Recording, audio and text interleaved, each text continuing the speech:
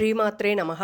నిన్నటి వీడియోలో లలితా సహస్రనామంలోని రెండవ నామం అయిన శ్రీ మహారాజ్ఞి గురించి చెప్పుకున్నాం కదా. ఇప్పుడు కానీ మీరు దీన్ని గమనించినట్లయితే శ్రీమాత అంటే సృష్టి మొదలైంది, శ్రీ మహారాజ్ఞి అంటే అక్కడ పోషణ పాలన అనేది జరుగుతుంది. ఇప్పుడు మూడవ నామం వసిన్యాది వాగ్దేవతలు పలికినది శ్రీమత్ సింహాసనేశ్వరి. అంటే ఇక్కడ అమ్మవారు లయముని చేస్తున్నారనమాట. సృష్టి, స్థితి, లయ ఈ మూడిటి కోసం అమ్మవారు ఎంచుకున్న వాళ్ళు ఎవరంటే సృష్టికి బ్రహ్మగారిని, పాలనా పోషణకి విష్ణుమూర్తిని, లయ కార్యానికి శివుడిని ఎంచుకున్నారనమాట అమ్మవారు. వీళ్ళ ముగ్గురికి శక్తినిచ్చేది ఎవరంటే అమ్మవారే. ఇప్పుడు శ్రీమత్ సింహాసనేశ్వరి అంటే ఏంటో చూద్దాం.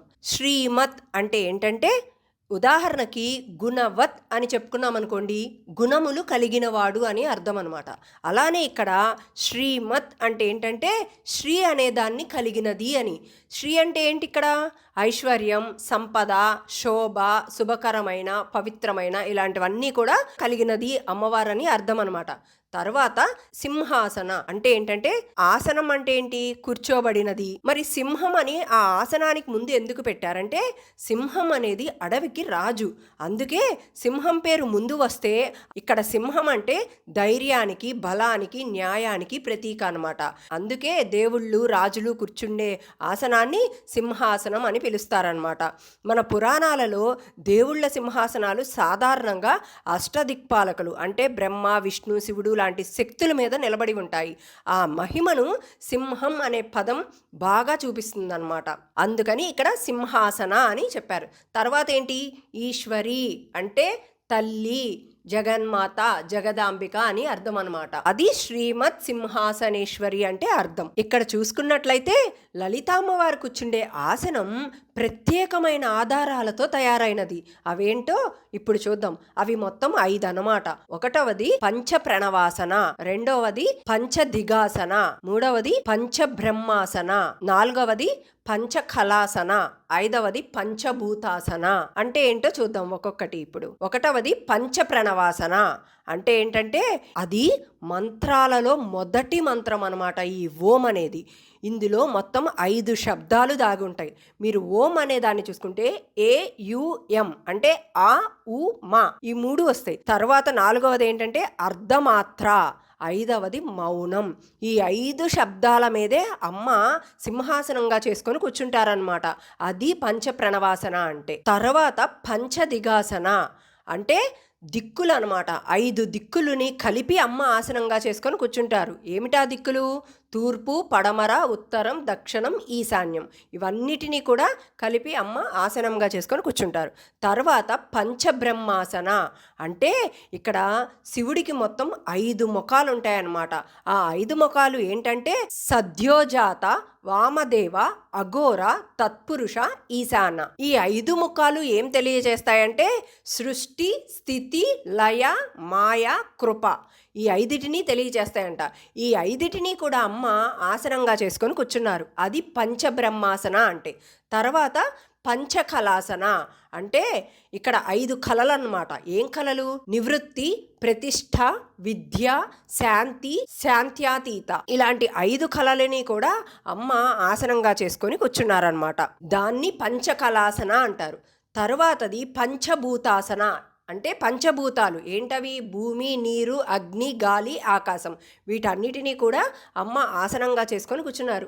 ఇప్పుడు ఈ 5 విన్నాక మీకేమనిపిస్తుంది అంటే పంచభూతాలతో మొదలయ్యి సాక్షాత్తు ఆ పరమశివుడు 5 ముఖాల దాకా అమ్మవారే ఉన్నారు. అలాంటి ఆసనం మీద అమ్మవారు కూర్చున్నారు కాబట్టే ఈ జీవరాశులన్నీ కూడా ఇలా ప్రశాంతంగా బతకగలుగుతున్నాయి. అందుకే అమ్మ పటిష్టంగా అలాంటి ఆసనాల మీద కూర్చొని వాటిని అణిచి తొక్కి ఎక్కడా కూడా ఎగిరి పడకుండా చూస్తున్నారనమాట. ఒక్కసారిగానే అమ్మకాన్ని కూర్చోకపోతే అవన్నీ ఎగిరి చెల్లా చెదురైపోయినాయి అంటే ఇలాంటి బ్రహ్మాండాలు, కొన్ని వందల బ్రహ్మాండాలు అన్నీ కూడా చెల్లా చెదురైపోతాయి అనమాట. అది ఇక్కడ అర్థం. ఇక్కడ చూసినట్లయితే సౌందర్యలహరిలో చెప్పిన మొదటి నామం శక్తి లేకపోతే శివుడు ఏ కార్యాన్ని చేయలేడు అనే దాన్ని కానీ మీరు చూసినట్లయితే శివుడికి ఇక్కడ అమ్మవారు ఎలాంటి కర్తవ్యాన్ని ఇచ్చారంటే లయము చేయమని ఇచ్చారు. అలాంటి శివుడు లయాన్ని చేయాలంటే మామూలుగా చేయలేడు, శక్తితో కలిసినప్పుడు మాత్రమే తను ఆ కార్యాన్ని చేయగలడు. అంటే అక్కడ అమ్మవారి శక్తి అనేది లేకపోతే శివుడు ఇక్కడ లయ కార్యాన్ని కూడా చేయలేడు. అందుకే శివుడిని కూడా ఆసనంగా చేసుకొని కూర్చున్న తల్లి అని అర్థం అన్నమాట. ఇక్కడ అసలు లయము అంటే ఏంటంటే ఇక్కడ మనం భూలోకం మీద పుట్టిన ప్రతి జీవికి ఒక గ్రాఫ్ అనేది ఉంటుందన్నమాట. అంటే మొదటిగా జన్మ తీసుకోవటం, తరువాత అనుభవాలు, తరువాత జ్ఞానం, తరువాత వైరాగ్యం, తరువాత లయం, తరువాత మోక్షం. ఇక్కడ బ్రహ్మ విష్ణు మహేశ్వరులు కూడా కొంతతో ఆగిపోతారు. ఏంటంటే అది సృష్టి స్థితి లయ కార్యం దగ్గర శివుడు తర్వాత ఇంకెవరూ లేరు. మరి తర్వాత వచ్చే ఈ మోక్షం అనేది ఎవరు అంటే అమ్మవారే చూసుకుంటారనమాట. దాన్ని ఈ భూమి మీద పుట్టే ప్రతి జీవి లయం దగ్గరే ఆగిపోతాడనమాట. తరువాత ఇంకొకటి మిగిలింది, అదే మోక్షం. ఆ మోక్షం దాకా చేరుకోవాలంటే అది అందరికీ సాధ్యం కాదనమాట. ఎవరైతే అమ్మ గురించి తెలుసుకొని అమ్మని వదలకుండా అమ్మనామ జపంతో ఇక మొత్తం అమ్మే నాకు అని అనుకుంటారో అలాంటి వాళ్ళకి మోక్షం అనేది వస్తుంది. ఆ మోక్షాన్ని చేరుకోవటానికి ఇక్కడ ఎన్ని దాటి రావాలి అంటే జన్మ తీసుకోవాలి, అనుభవాలు అనుభవించాలి, జ్ఞానం పెంచుకోవాలి, వైరాగ్యం తెలుసుకోవాలి, లయం దాకా చేరుకోవాలి. లయం దగ్గర మనం అమ్మనామాన్ని గట్టిగా పట్టుకుంటే మోక్షం అనే దాని దగ్గరికి చేరుతామన్నమాట. ఇక్కడ పాపపుణ్యాలు ఎలా ఎంచబడతాయి, ఆత్మకి మోక్షం అనేది ఎప్పుడొస్తుంది, చనిపోయిన తర్వాత ఏ ఆత్మకి మోక్షం వస్తుంది, ఏ ఆత్మ అలానే గాలిలో ఉంటుంది అనే దాని గురించి ఒక చిన్న కథ ఉంది. ఆ కథ చెప్పుకుందాం ఇప్పుడు. అనగనగా ఒక ఊరిలో ఒక దొంగ ఉండేవాడు అనమాట. వాడి పేరు వజ్రుడు. వాడు ఏం చేసేవాడంటే చాలా మంది దగ్గర డబ్బుని దొంగతనం చేసేవాడు అనమాట. అలా చేసిన డబ్బుని రోజు అడవిలోకి వెళ్ళి ఒక చోట తవ్వి పాతి పెట్టాలని అనుకున్నాడు. మరి అంత అడవిలో ఎక్కడ దాచిపెడుతున్నాడు అనే దానికి గుర్తు కావాలి కదా, తెలియాలి కదా. అందుకని అక్కడ ఒక పెద్ద రాయిని పెట్టాలని అనుకున్నాడు అనమాట. ఆ సమయంలోనే ఒక వేటగాడు ఆ అడవిలోకి వచ్చాడనమాట. ఆ వేటగాడు స్వతహాగా చాలా మంచివాడు. ఎప్పుడైతే ఆ దొంగ అంత ధనాన్ని అక్కడ పూడ్చిపెడతాం చూశాడో అంత మంచి వేటగాడిలో కూడా దుర్బుద్ధి కలిగిందనమాట. కలిగి ఆ దొంగ ఎప్పుడైతే రాయిని తీసుకురావటానికి వెతుకుతూ వెళ్ళాడో ఈ లోపు ఈ వేటగాడు ఏం చేశాడంటే అక్కడికి వెళ్ళి ఆ డబ్బుల్లో సగం డబ్బును తీసుకొని వచ్చేసాడనమాట. అంతలోపు ఆ దొంగ రాయిని తీసుకొని వచ్చి అక్కడ గుర్తుగా పెట్టుకున్నాడు అనమాట. తర్వాత ప్రతిరోజు ఆ దొంగ ఎంతో కొంత డబ్బు తీసుకురావటం, అదే గుంట తవ్వి మళ్ళీ డబ్బు అందులో పెట్టి మళ్ళీ ఆ రాయిని ఎలా అయితే తీసాడో అలా పెట్టి వెళ్తూ ఉండేవాడు. ఇలా రోజు దొంగ డబ్బు తీసుకొచ్చి అక్కడ పెట్టేవాడు. ఈ వేటగాడు కూడా ఆ డబ్బులో నుంచి సగం డబ్బు తీసుకెళ్తూ ఉండేవాడు అనమాట. ఈ వేటగాడు ఎవరైతే రోజు ఆ డబ్బులో నుంచి సగం డబ్బు తీసుకొని వెళ్తున్నాడో వాళ్ళ భార్యతో చెప్తాడనమాట, చూడు నువ్వెప్పుడు డబ్బు కావాలంటుంటావు కదా, నాకు డబ్బు దొరికింది చూడు అన్నాడు. దోచుకొని దొరికింది అంటున్నాడు అనమాట. ఇక్కడ ఆ డబ్బుని ఏం చేయాలనుకున్నారంటే ఇద్దరు కలిసి ధర్మ కార్యం కోసం ఉపయోగించాలనుకున్నారు. శివాలయం గుడి కడటానికి ఈ డబ్బులో సగం డబ్బుని వాళ్ళు వాడారనమాట. మంచి గుడిని కట్టారనమాట. అందులో పూజించడానికి పూజారి కావాలి కదా, ఆ పూజారిని కూడా స్వయంగా ఈ వేటగాడే వెతికి తనకి నెలకి జీతం ఎంత ఇస్తానని చెప్పి తీసుకొచ్చి గుళ్ళో పెట్టాడు. కొంతకాలానికి ఈ వేటగాడికి మరణం సంభవించిందనమాట. అలా సంభవించినప్పుడు తన ఆత్మని తీసుకెళ్ళటానికి ఇక్కడ ఎవరొచ్చారంటే యమదూతలు, విష్ణుదూతలు, రుద్రదూతలు వచ్చారనమాట.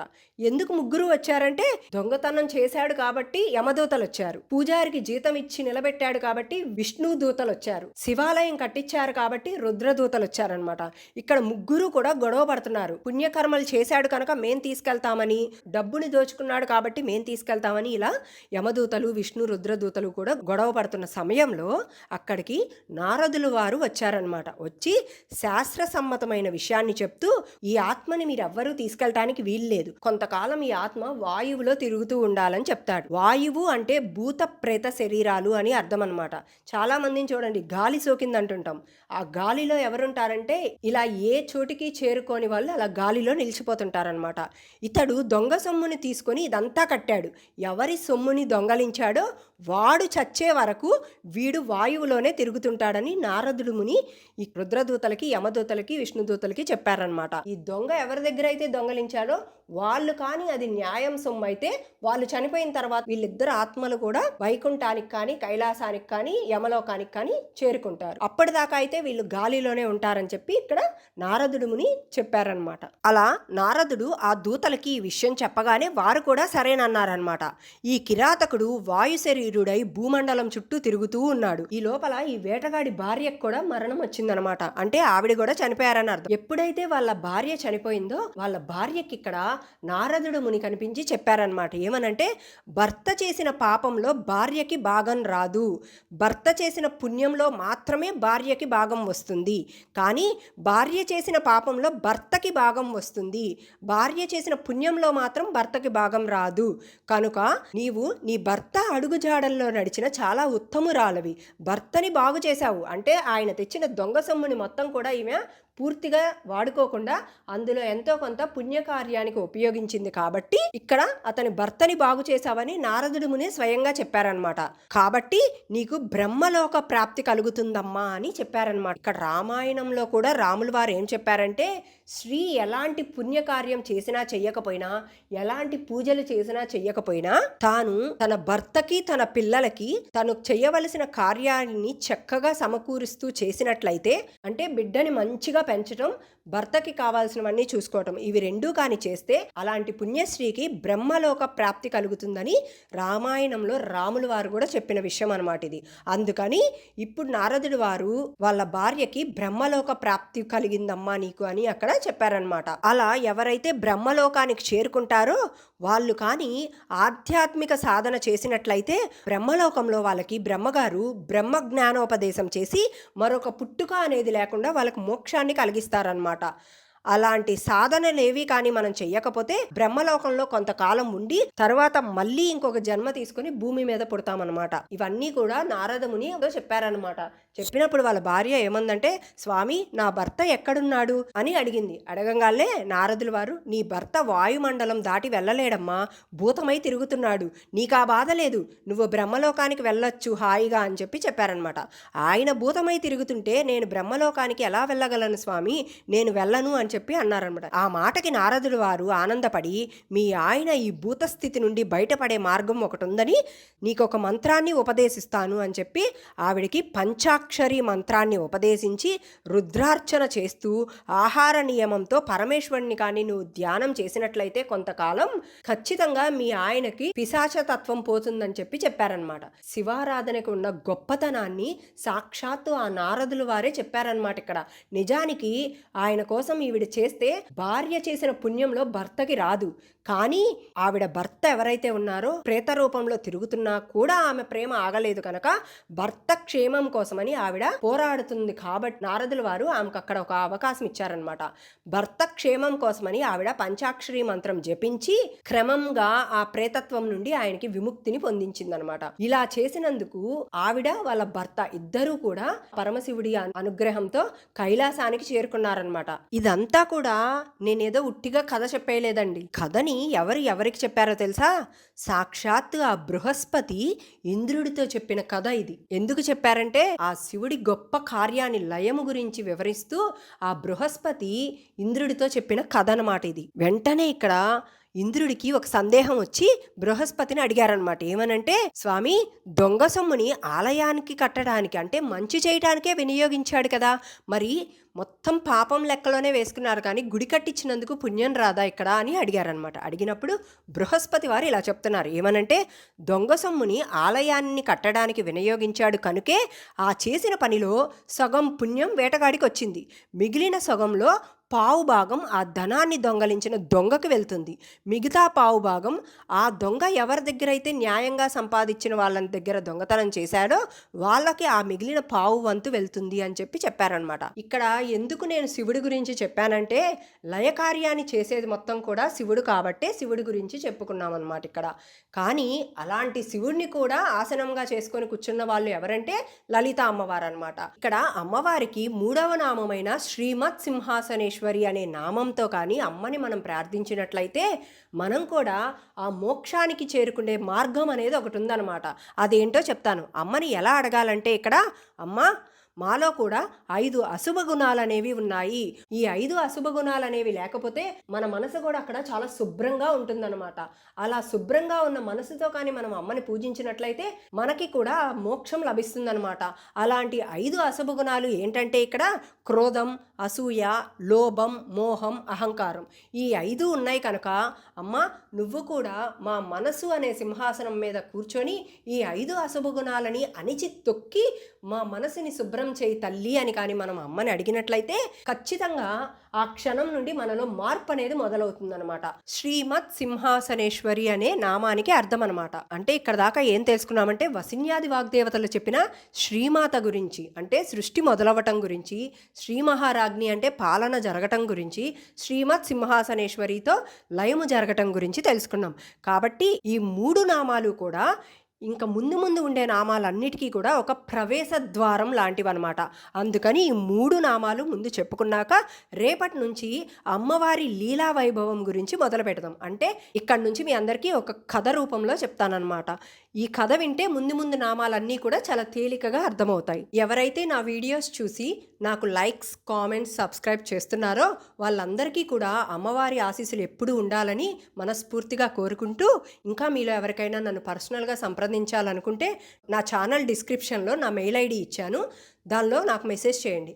తప్పకుండా నేను రిప్లై అయితే ఇస్తాను. మరి అమ్మవారి గురించి చెప్పేటప్పుడు అయ్యవారి గురించి తెలుసుకుంటే, ఇద్దరు గురించి తెలుసుకుంటే అమ్మ ఎక్కువ సంతోషిస్తారు కదా. అందుకని శివపురాణం కూడా మొదలు పెట్టాలనుకుంటున్నాను. మీలో ఎంతమందికి శివపురాణం వినాలనుందో నాకు కామెంట్స్లో తెలియజేయండి.